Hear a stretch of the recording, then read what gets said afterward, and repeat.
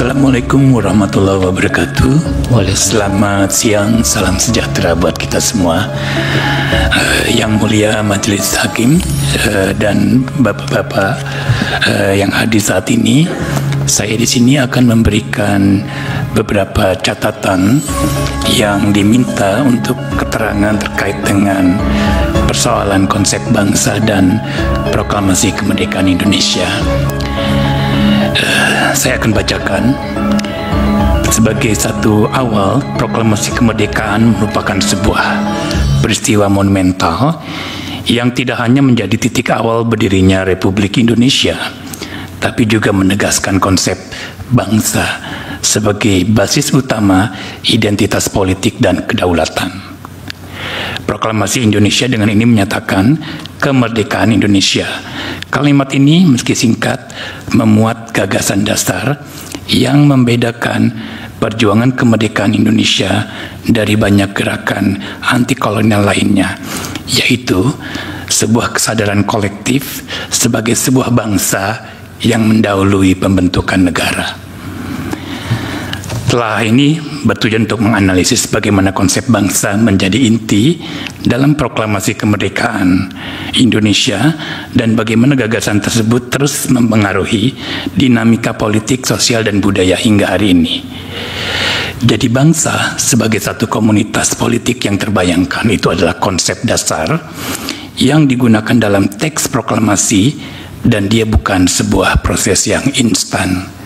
Sebagaimana dijelaskan oleh seorang peneliti bernama Benedict Anderson dalam karyanya Imagine Communities, bangsa adalah sebuah komunitas politik yang terbayangkan, di mana anggotanya meski tidak saling mengenal secara langsung, memiliki rasa kebersamaan yang kuat.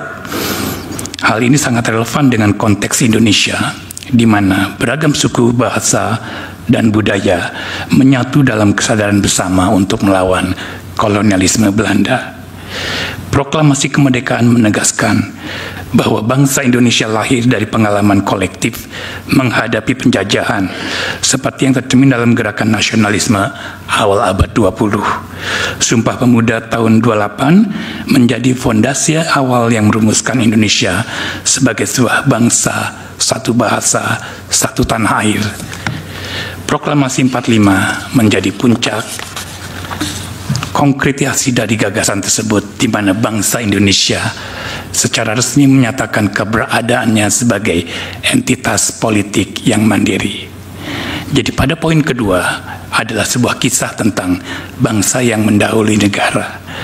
Poin penting yang membedakan proklamasi Indonesia dari banyak negara lain adalah fakta bahwa kesadaran bangsa mendahului pembentukan negara.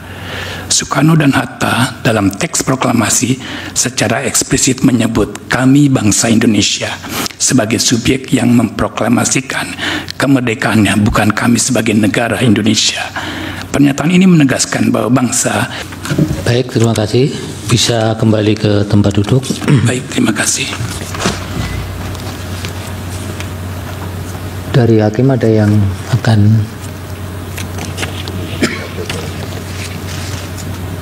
Prof. Arif, silakan, Prof. Ya, terima kasih Ketua. Saudara ahli Pak Dr. Andi, terima kasih atas keterangannya, dan saya mencoba mengkaitkan dengan apa yang dimohonkan oleh pemohon. Jadi pada waktu fakta empiriknya kan pada waktu 17 Agustus itu jelas kemerdekaan bangsa Indonesia, ya kan, yang dipakai kemerdekaan bangsa Indonesia. Iya. Tapi kemudian sekarang berkembang dan di dalam peraturan perundangan yang di judicial review ini itu tidak disebut sebagai kemerdekaan bangsa, tapi kemerdekaan negara Republik Indonesia. Dan juga peringatan-peringatan 17 Agustus sekarang adalah peringatan hari kemerdekaan negara Republik Indonesia, bukan bangsa Indonesia. Dari sisi nomenklatur atau kata yang digunakan itu. Satu pertanyaan saya, apakah ada sesuatu yang kurang pas dalam pengertian yang sifatnya faktual, aktual, dan empirik, berbeda apa yang dirasakan. Tapi apakah juga yang kedua pertanyaannya, dengan perbedaan ini apakah ada dampaknya? Ya, kalau dalam uraian-uraian di dalam permohonan ini kan bisa juga para pemohon menyatakan ini kurang pas sehingga bisa berdampak negatif terhadap perkembangan negara dan bangsa Indonesia ini. Gimana dari sisi pengetahuan ahli? Ya, saya sebetulnya kalau ahli juga ahli spiritual, saya mau menanyakan apakah ada dampak negatif secara spiritual sehingga bangsa ini sudah 79 tahun kok enggak baik-baik saja, tapi kok tidak baik-baik saja, itu karena kesalahan ini atau tidak itu. Tapi saya enggak berani tanya ini kepada ahli karena ahli bukan ahli spiritual. Kalau ahli supranatural saya mungkin tak akan tanya itu. Tapi ini yang perlu saya sampaikan. Ya, kalau hanya dari sisi terminologi, orang sering mengatakan apa artinya sebuah nama, kan? Kekeliruan itu tidak berarti. Tapi kalau bagi saya seorang Jawa, dia misalnya contoh Bung Karno. Bung Karno itu kan namanya kan tadinya kan tidak seperti itu kan.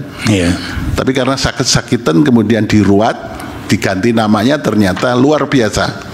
Menjadi seorang tokoh yang luar biasa bagi Indonesia. Nah, ini apakah begitu? Itu ya, apakah perlu diruat sehingga dikembalikan? Yang benar itu adalah kemerdekaan bangsa Indonesia pada tanggal 17 Agustus yang kemudian sebagai negara baru keberadaannya tanggal 18 Agustus setelah disahkannya Konstitusi Republik Indonesia. Nah, ini saya mohon kalau dari perspektif ahli gimana? Mohon dijelaskan atau dideskripsikan yang supaya mahkamah juga tidak keliru dalam memutus. Nanti kalau keliru kita berdosa juga. Ini Indonesia salahnya juga karena MK nggak benar, nggak mau membetulkan itu gitu. Iya. Ya, terima kasih. Saya kembalikan ke Pak Ketua. Yang saya sampaikan yang mulia. Ya, kalau nggak ada yang lain, silakan Pak Daniel yang mulia. Baik, terima kasih yang mulia Ketua. Ahli, terima kasih keterangannya, singkat, padat, jelas. Tapi saya ada pertanyaan sederhananya gini, Pak Ahli. Indonesia sebagai negara itu tanggal 17 atau tanggal 18 Agustus.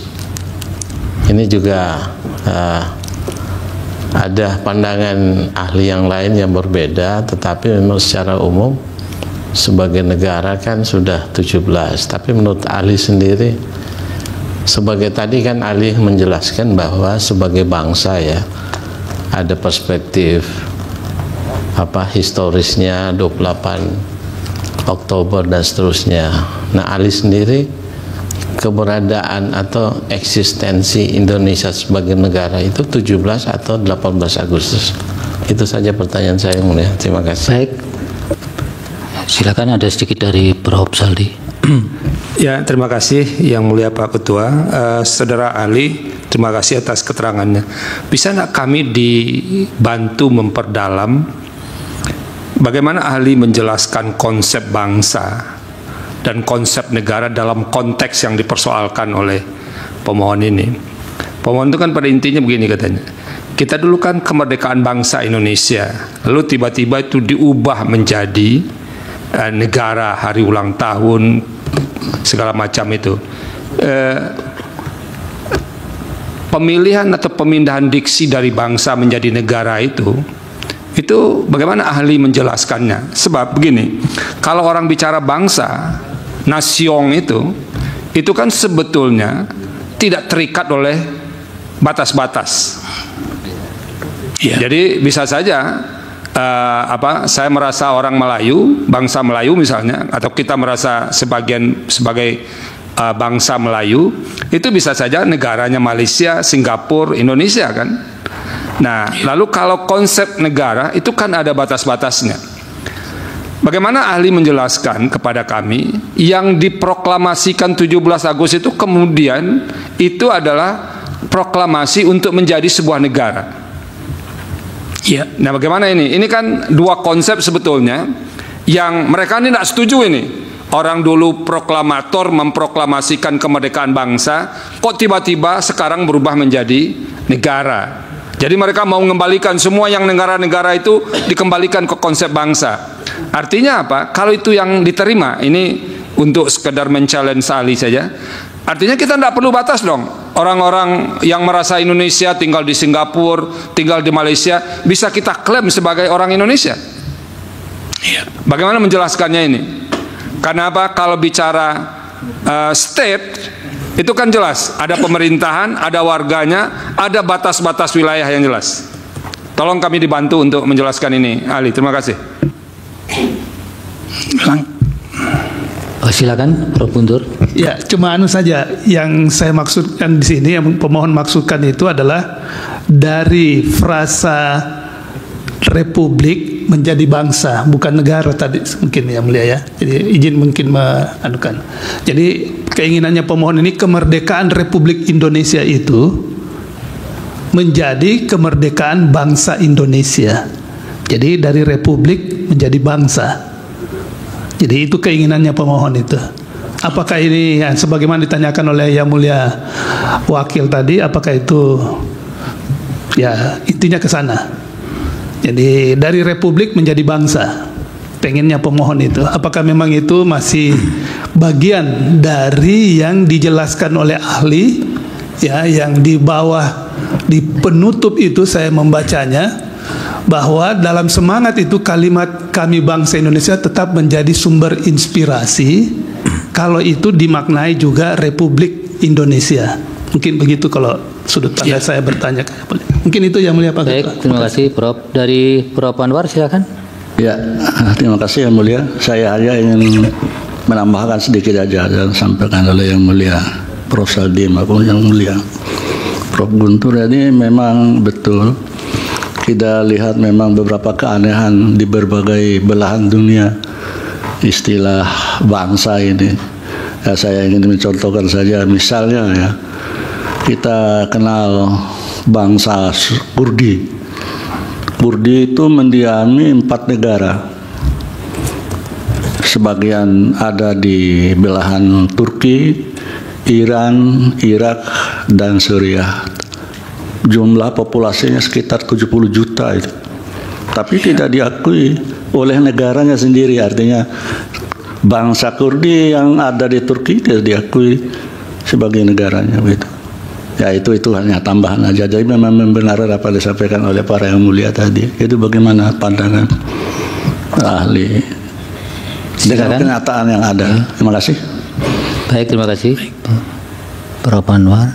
Silakan ahli.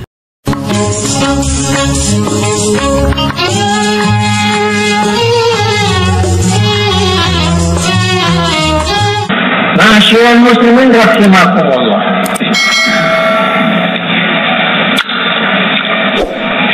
Warga Torekot Sidikiah tiap tahun mensyukuri nikmat kemerdekaan bangsa Indonesia 2 kali. Bagi satu, mensyukur nikmat kemerdekaan bangsa Indonesia pada tanggal 9 Ramadan. 2, mensyukuri nikmat kemerdekaan bangsa Indonesia pada tanggal 17 Agustus.